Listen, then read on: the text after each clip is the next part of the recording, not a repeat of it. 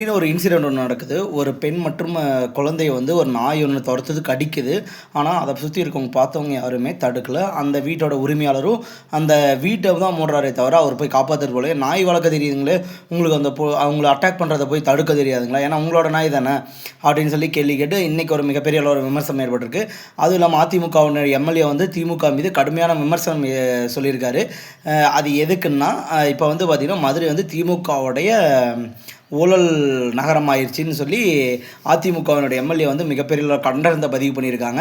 அடுத்ததான் வந்து பார்த்தீங்கன்னா, திருச்சியில் 4 பேர் தான் கைது பண்ணியிருக்காங்க. கல் இறக்குனதுக்காக கைது பண்ணியிருக்காங்க. சீமான் அவர்கள் வந்து மிகப்பெரிய அளவில் கண்டனம் தெரிவிச்சிருக்காரு. ஏன்னா கல் இறக்குறது வந்து சட்டவிரோதமான செயலுங்க. அதனால் அவர் கண்டனம் தெரிவிச்சிருக்காரு. அதே மாதிரி டாஸ்மார்க்கில் இனிமேல் மது வந்து அளவுக்கு அதிகமாக வாங்குறதுக்கு தடை விதிச்சிருக்காங்க. இன்னிலேருந்து இது அமலுக்கு வந்திருக்கிறதாகவும் சொல்லியிருக்காங்க. கிட்டத்தட்ட யார் வாங்கினாலும் ஒரு பாட்டில் 2 பாட்டில் தான் வாங்க முடியுமே தவிர நீங்கள் வந்து பல்காக பர்ச்சேஸ் பண்ண முடியாதுன்றது வந்து இப்போ சொல்லியிருக்காங்க. ஏன்னா தேர்தல் சமயத்தில் இந்த மாதிரி பர்ச்சேஸ் பண்ணுறது வந்து மிகப்பெரிய அளவில் ஆபத்தில் கொண்டு போய் முடியறதுக்கான வாய்ப்பு இருக்கிறதா அரசாங்கமே வந்து இந்த முடிவை முன் வந்து எடுத்திருக்கிறதா சொல்லியிருக்காங்க. Thank you guys. நம்ம சேனலில் எவரி டோர் சம்ஸ் நியூஸ் வரும். கண்டிப்பாக சப்ஸ்கிரைப் பண்ணி வச்சுக்கோங்க. Thank you guys. தேங்க்யூ.